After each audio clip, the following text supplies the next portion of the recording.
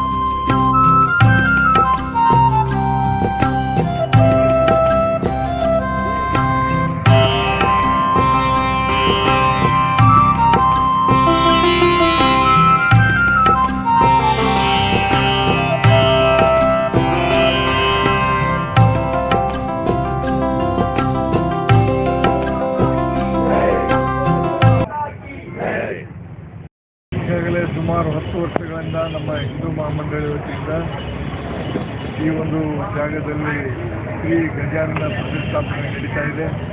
ಪ್ರತಿ ವರ್ಷ ಒಂದು ಪದ್ಧತಿಯಂತೆ ಇವತ್ತು ಅನ್ನಪ್ರಸಾದ ವಿತರಣೆ ಆಗ್ತಾ ಇದೆ.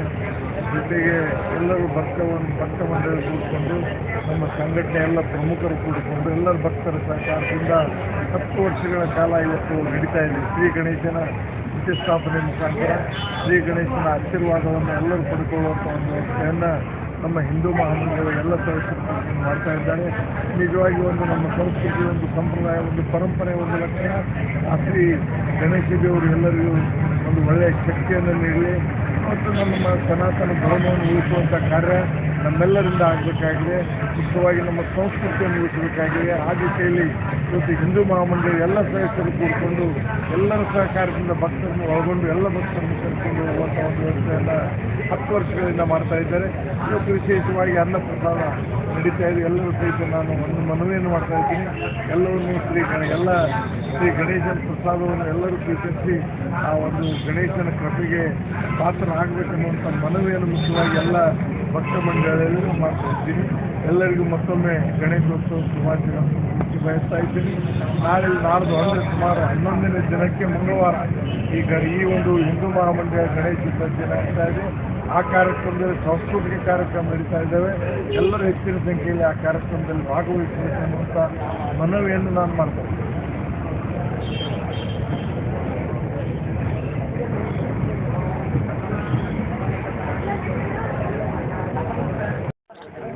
ನಿಂದ್ರಿ ಸರ್.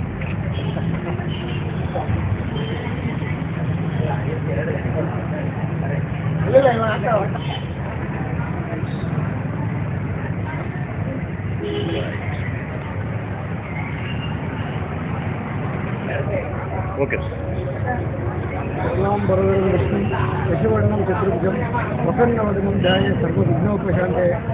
ಆ ಗಣಪತಿ ಈ ಗಂಗಾವತಿ ನಗರದಲ್ಲಿ ಹಿಂದೂ ಮಹಾಮಂಡಳಿ ವತಿಯಿಂದ ಒಂದು ವಿಘ್ನೇಶ್ವರನ ಪ್ರತಿಷ್ಠಾಪನೆ ಮಾಡಿದ್ದಾರೆ.